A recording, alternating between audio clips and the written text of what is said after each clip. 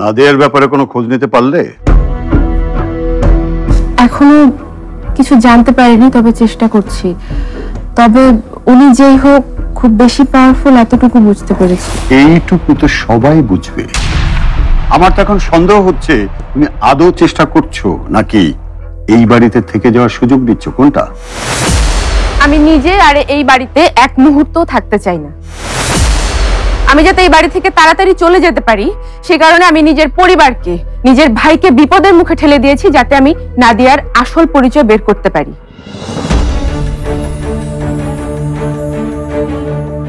আমি যখন বলেছি আমি নাদিয়া আন্টির ব্যাপারে সব তথ্য বের করব, তখন আমি আমার কাজটা করব, আর সেটা যত তাড়াতাড়ি সম্ভব।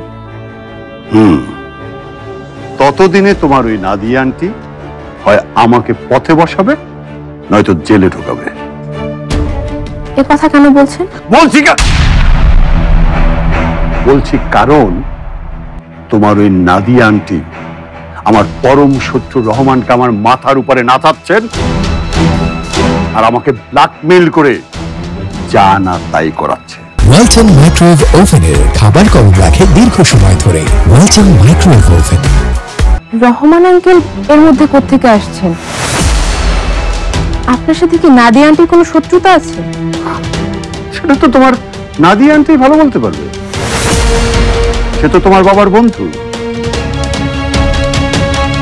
শত্রুতাটা তোমার বাবার দিক থেকে হচ্ছে কিনা সেটা তোমার বেশ সন্দেহ হচ্ছে। আমার বাবা কোনোদিন কারো ক্ষতির কথা ভাবতে পারেন না। সেটা কি তোমার বাবা নিজে তোমাকে বলেছে, নাকি তোমার বাবা ফেরেশতা?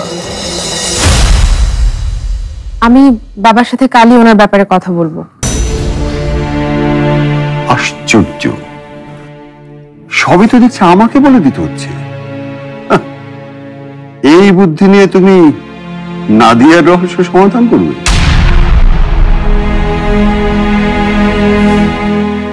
জেনে রাখো পারমিতা,